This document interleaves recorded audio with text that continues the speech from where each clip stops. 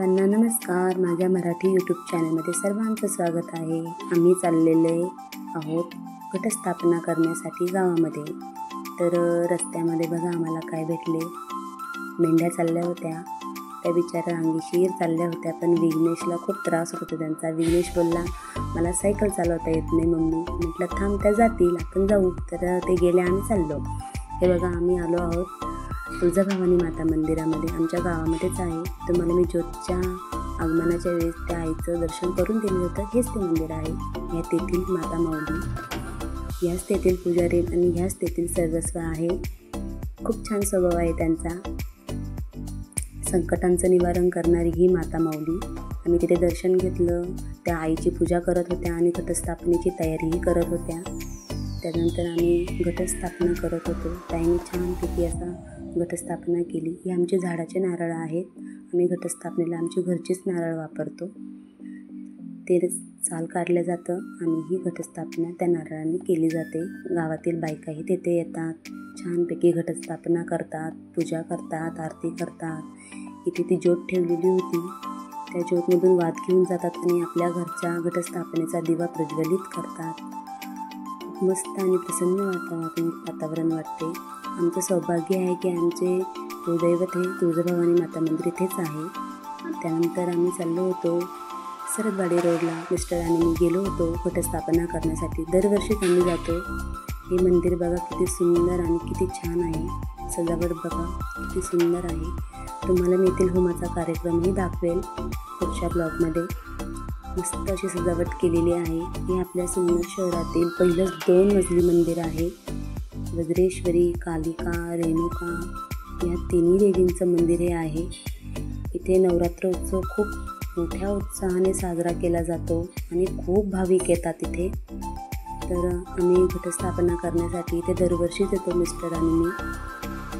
बघा नागलीच्या पानाची पहिली माळ असते. किती छान नागलीच्या पानांची माळ केलेली होती तिथे.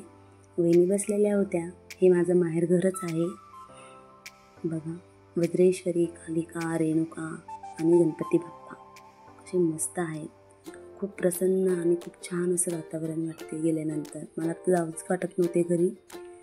त्यानंतर हे आमचे दादा म्हणजे तेथील बाबा आहेत. आम्ही त्यांना दादाच म्हणतो. गाभारा पण खूप छान सजवलेला होता त्यांनी. खूप प्रसन्न वातावरण वाटत होते. आम्ही लेट आलो त्याच्यामुळे मंदिरात कोणीच नव्हतं. मस्त दर्शन झाले.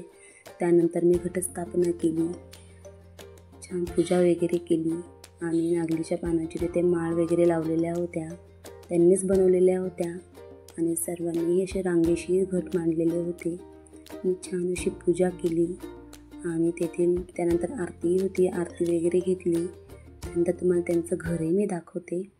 संकटांचं निवारण करणारी आणि पाठीशी उभी राहणारी, हाकेला धावणारी अशी ही वज्रेश्वरी माता. मुंबईकडील वज्रेश्वरी मातेचं मंदिर हे हुबेहूब तसं इथे साकारण्यात आलेलं आहे. तुम्ही एकदा या मंदिराला अवश्य भेट द्या. खूप छान मंदिर आहे आणि खूप जागृत देवस्थान आहे. इथे मंगळवारी, शुक्रवारी, अमावस्या, पौर्णिमेला बैठकही असते. आई संकटांचं निवारण सगळ्यांचंच करते. तुमचंही करेल, माझंही केलेलं आहे. हे गणपती बाप्पा खूप छान आहेत ना. तिघी आईंना नवरात्रीच्या 9 दिवस वेगवेगळ्या प्रकारच्या साड्या, तिन्ही 9 रंगाच्या साड्या बदलल्या जातात. छान असं वाटते. चला मी त्यांच्या घरातही तुम्हाला घेऊन जाते. त्यांनी चहा वगैरे घेण्यासाठी बोलवलं होतं.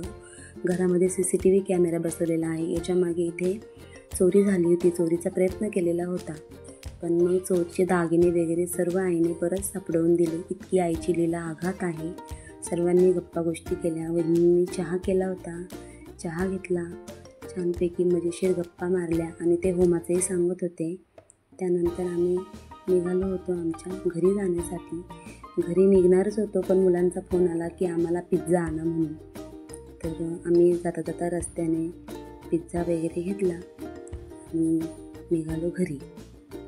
Bye bye. तुम्हाला ब्लॉग कसा वाटला मला पुन्हा एकदा कमेंटमध्ये सांगा आणि पुढचा ब्लॉग पाहायला विसरू नका. सर्वांना शुभरात्री आणि नवरात्रीच्या सर्वांना खूप खूप खूप शुभेच्छा. तुम्हाला हे मंदिर कसं वाटले, काय वाटले ते मला कमेंटमध्ये नक्की सांगा. आणि तुम्हाला